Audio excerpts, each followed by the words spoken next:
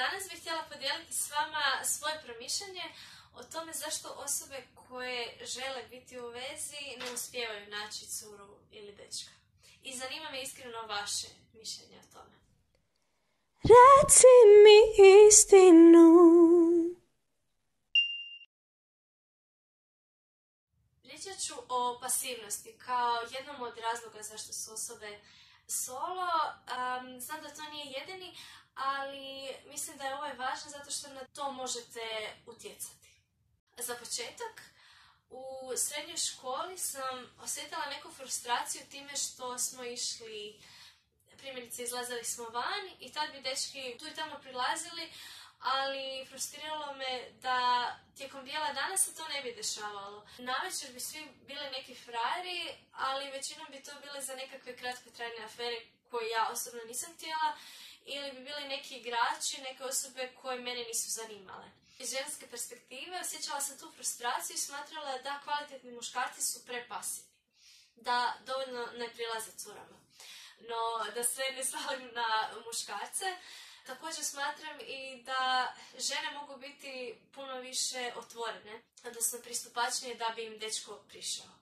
Ja razumijem da muškarcima može biti strah taj koji je paralizirajuć, no jednako tako se može desiti iskustvo da se neka osoba dečku sviđa i on ne želi prići i onda to odugovlači i nakon nekog trena ili godina odjednom odluči to reći i ispostavi se da je cura u vezi, onda mu je žao. Ili neki drugi scenarij u kojem jednostavno osoba prepustila svoju šansu zato što se nije usudila. I ja vjerujem da ti mali koraci, neki izlasci iz svoje sigurne zone jako puno razlike mogu napraviti. YouTuber kojeg ja često sam znala gledati, on je life coach i ljubavni trener. S nekim stvarima se slažem, s nekim ne, ali često govori o proaktivnosti i s tim se definitivno slažem. Pitanje koje postavlja osobama je koliko u jednom tjednu poznajete novih ljudi, bez obzira na spol. I većina odgovara u rasponu od 0 do 3. Odnosno, velika većina odgovara u rasponu od 0 do 1. I to je jako važno, zato što ako svaki tjedan ste u nekoj rutini, primjerice idete škola, faks ili posao, okruženi ste istim ljudima, važno je izaći, važno je probati neka nova mjesta gdje su veće šanse da upoznajete tu osobu. Zbog toga mislim da postoje konkretne stvari koje možete napraviti. Prva stvar je prijatelji prijatelja. Sigurno ih niste sve upoznali i uvijek se može organizirati filmska večer ili jednostavno otići na piće s prijateljem i njegovim društvom. Druga stvar je, ukoliko postoji osoba koja vam se sviđa, možete joj to reći. To može biti strašno, no ako se stavi u ovaj kontekst, vidjet ćete razliku. Osoba mi se sviđa, simpa mi je ili fizički me privlači. Želim biti s osobom u vezi. Ja tu osobu volim, želim da mi ta osoba bude muž ili žena. Ovo sve više su veći koraci koji se mogu napraviti. A ovo sviđa mi se, zvuči strašno, no zapravo može biti jako maleno. Druga stvar, što se može desiti? Osoba vas može odbiti, može prihvatiti to što ste rekli.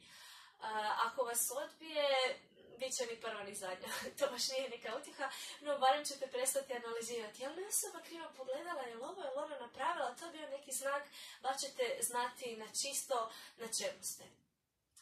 I treća stvar je, uvijek možete otići na neka društvena okupljanja, na neke radionice, na aktivnosti koje vas zanimaju ili možda manje zanimaju. Uvijek postoje neki tečajevi predavanja na kojima još niste bili. I tu je poanta da možete otići sa prijateljima, no važno je upoznavati se dalje s novim ljudima, ne samo držati se te grupice svoje. A druga stvar je, uvijek sam se divila osobama koje sjede same u kafićima, ja to ne bi mogla, no otići negdje sam. Tada ste primorani upoznati neku novu osobu. I to je to od mene, nadam se da vam se svidio video i vidimo se u idućem.